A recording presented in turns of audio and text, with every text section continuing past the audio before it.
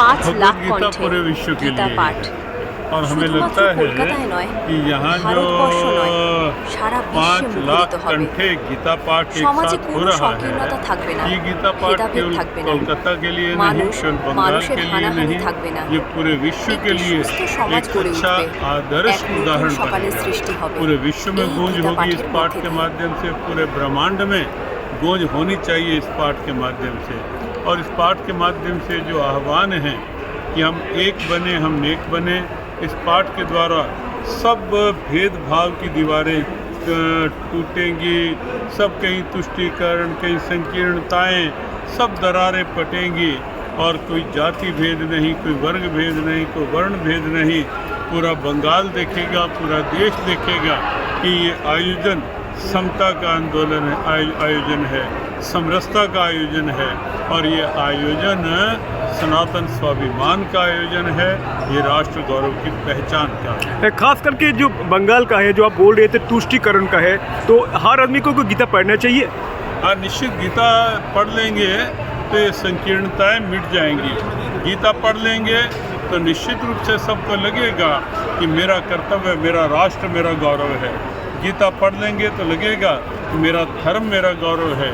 गीता पढ़ लेंगे तो लगेगा कि कहीं पक्षपात नहीं होना चाहिए। गीता पढ़ लेंगे तो लगेगा कि हम सब एक हैं और हमें सबको उस अपनी प्राचीन धरोहर को अपना गौरव बनाना है, जो धरोहर बंगाल से जुड़ी हुई है, कहीं रामकृष्ण परमहंस के रूप में, कहीं स्वामी विवेकानंद के रूप में, कहीं चैतन्य महाप्रभु के रूप में, कहीं भारत सेवाश्रम स्वामी प्रणवानंद जी महाराज के रूप में, कहीं रविंद्रनाथ टैगोर के रूप में और कहीं खुदीराम बोस जैसे स्वतंत्रता सेनानियों के रूप में, जिनके हाथ में फांसी के फंदे पर भी गीता थी।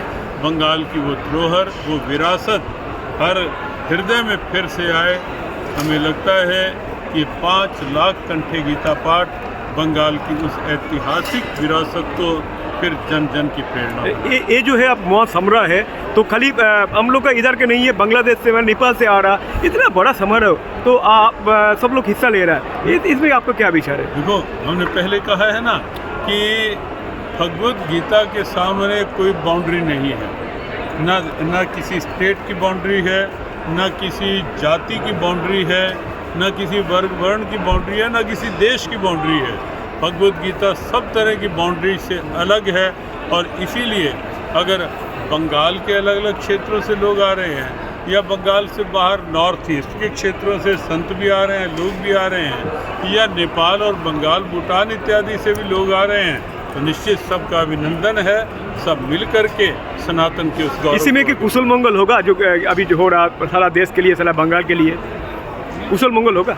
हाँ, निश्चित रूप से भगवद गीता तो कुशल मंगल की पहचान करवाने वाला ही ग्रंथ है और हमें लगता है कि संकीर्ण सोच वालों का कुशल मंगल भी हो और खुली सोच वालों का भी संकीर्ण कुशल मंगल हो।